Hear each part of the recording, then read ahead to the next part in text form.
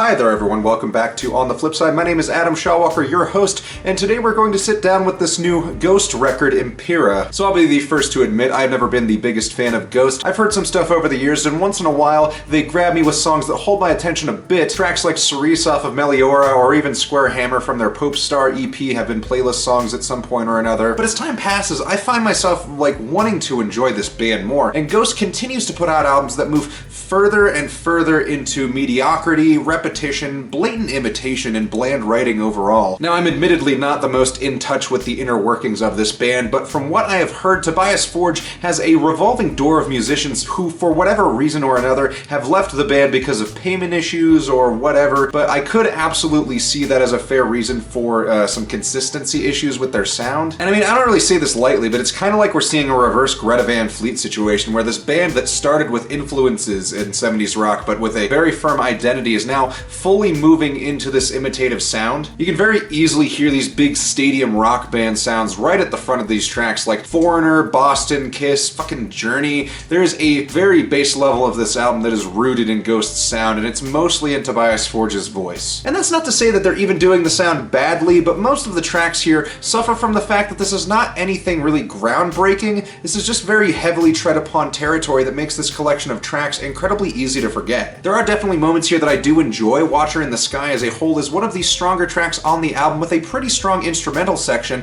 and some really great passages. This song also has a pretty great chorus section that's fun and poppy, but that's kind of one of the bigger highlights here, as the rest is pretty slow to hold my attention very well. There are also some pretty bad moments. I mean, right off the bat, the first track on the album, Imperium, which is actually a pretty decent intro track, decent lead-in, leads into Kaiserian, which kicks off the whole mood of the album with an incredibly grating hair metal style scream that honestly really made me pause to reconsider if I should even listen to this album at all. That second track really leads into one of the most bland translations of an Iron Maiden-like sound that I've ever heard. It's loaded with a kind of fake urgency and lazy tempo that I found incredibly obnoxious. The next track, Spillways, really isn't much better. There's some cool stuff this track does with its verses and bridges. Instrumentally, it is a bit of an improvement over the last track, but there is very little attempt to do anything too flashy, or at least too adventurous. You'll notice over the course of the album, the flashy stuff is really pretty standard affair for songs that are mimicking 40-year-old hits. Call Me Little Sunshine and Hunter's Moon are particularly worthless here, the former more so than the latter, with these big anthemic rock beats that feel like they're trying to emulate some material off of the Black Album, mashed with a hideous blend of Lordi or whatever other bullshit pop metal bands live in Sweden. And the lyrics on this cut are particularly bad, with redundant cliches of Satanism boiled down to its least offensive it can be, so it can be pandered to the lowest common denominator. It's absolutely just goth girl bait. Hunter's Moon improves slightly on a heavy trope-laden formula for a song that at least has an okay bridge, but for so much of this song, it just kind of falls right in line with the old Ghost is Scooby-Doo music joke. And I mean, they dropped this track as a single for Halloween. It's painful just how in-your-face the whole gimmick is. And I get that Ghost have never exactly been subtle with their whole shtick, but it is tiring when they haven't really done much with it other than create layers of redundancy with each new iteration of Papa. Obviously, at this point in the album, we get back to the track Watcher in the Sky, which I mentioned at the beginning of this video. I find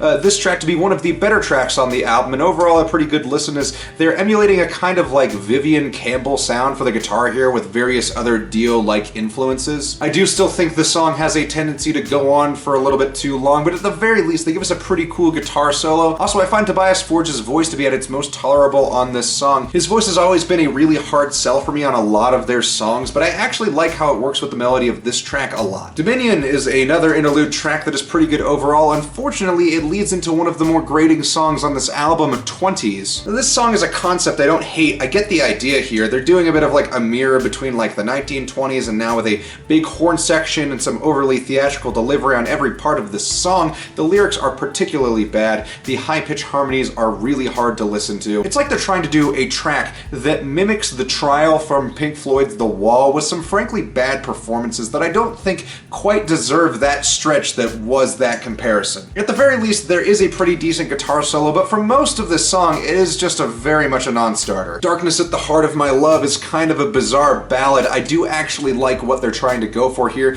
but this sound is very awkwardly executed. It's like they're going for a romantic ballad, but they're still trying to kind of stay dark and edgy, but they've also put some weird, big, sexy movements in this track. The whole whole thing is just a bit of a mess and ends up feeling a lot like a goth Coldplay song. At the very least, I can respect that they were trying a pretty big leap creatively, so points for that. Griftwood kind of leans into the ballad side again with some really weird blends of style. I mean, the main riff of this song is clearly a tribute to like Eddie Van Halen. It actually is pretty good. This song instrumentally is really tight and it's pretty great overall. The problem with this one is just some frankly downright bad lyrics. This stuff sounds like lyrics that a hair metal band would have written, and then they would have looked at them twice and went back to the drawing board because they were just too much. The song does have a pretty cool second half though, with a really excellent ascending piano part that weaves really nicely with the guitar and the drums. At this point in the track, it's pretty easy to tune out the lyrics, which does add quite a bit if you just don't listen to them at all. And the guitar solo here is also top-notch. It's crisp and clean with some very cool arpeggios. I do wish that they had spent some more time on the lyrics though, because this is a pretty solid song with the exception of that. Bite of Passage is a decent short 30-second intro track for the final song on the album, Respite on the Spital Fields. This final song is actually really solid. It's weird to me that they have like 12 songs here, and over half of them range from forgettable to downright bad, and they have this final song that is actually excellent. I still find a lot of the lyrics to be kind of cheesy, but in comparison to everything else here, this is a very high point to end on. Now, Respite does tend to lean into a lot of the musical cliches that I normally am not really into,